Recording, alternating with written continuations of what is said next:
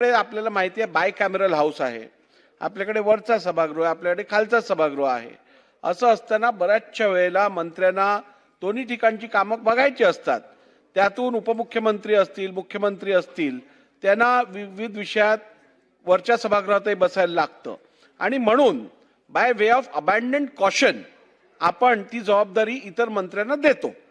असं असताना मला वाटतं यात काही गैर नाहीये आणि त्यामुळे परत परत प्रत्येक अधिवेशनात हाच विषय आपण घ्यायचा, तेच रुलिंग माझ्याकडनं घ्यायचं, हे मला वाटतं उचित नाही. आपण आता पुढे जाऊया.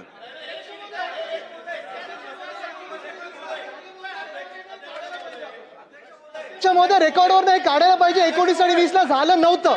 चुकीची माहिती येऊ नये. अध्यक्ष महोदय, राज्यमंत्री असताना राज्यमंत्री उत्तर देऊ शकतो. मंत्र्यांना उत्तर देता येत नसेल तर त्यांनी तसं सांगावं. चला चला सन्मान्य सदस्य आदित्य ठाकरेजी, या संदर्भातली माहिती गेल्या वेळेला पण दिली आहे आणि आपल्याला जर सुस्पष्ट माहिती ऐकूनच घ्यायची असेल तर ती पूर्ण वाचून परत दाखवायची तयारी आहे. मागच्या वेळेचं रुलिंग काढून द्या.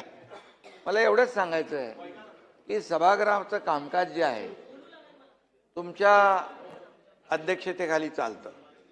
आज मी त्यांना सांगू इच्छितो की काल जो एक जोर का झटका धीरे से लगा है, त्यामुळे त्यांचं मानसिक संतुलन बिघडलेलं आहे.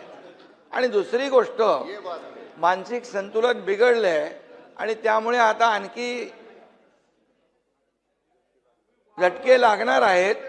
अध्यक्ष महोदय, तुम्ही सभागृहाचं कामकाज नियमानुसार चालवता आणि आजपर्यंत तुम्ही दिलेले निर्देश आणि तुमच्या अध्यक्षतेखाली या सगळ्या विरोधी पक्षाला देखील त्यांचे मांडण्यासाठी, प्रश्न मांडण्यासाठी जो काही वेळ देता तो आतापर्यंत कधी विजयभाऊ दिला होता का?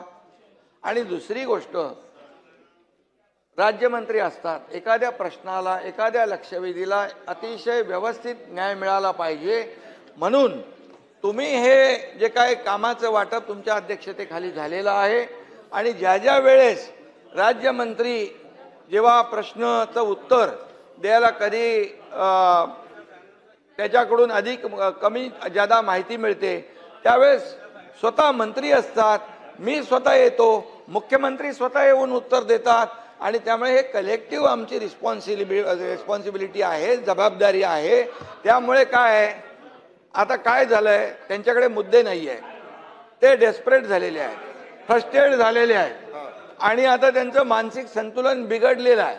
त्यामुळे आता ते नाही आहेत. नाही तर मी बोललो असतो, कोण होता असं तू, काय झाला असं तू, अरे वेड्या असा वाया गेला असं तू, अरे काय. त्यामुळे अध्यक्ष महोदय, त्यांना जे जे काही प्रश्नांचे उत्तर पाहिजे त्यासाठी सभागृहात थांबले पाहिजेत आणि म्हणून प्रत्येक प्रश्नाचं उत्तर द्यायला सरकार समर्थ आहे. बिलकुल आम्ही समर्थ आहोत.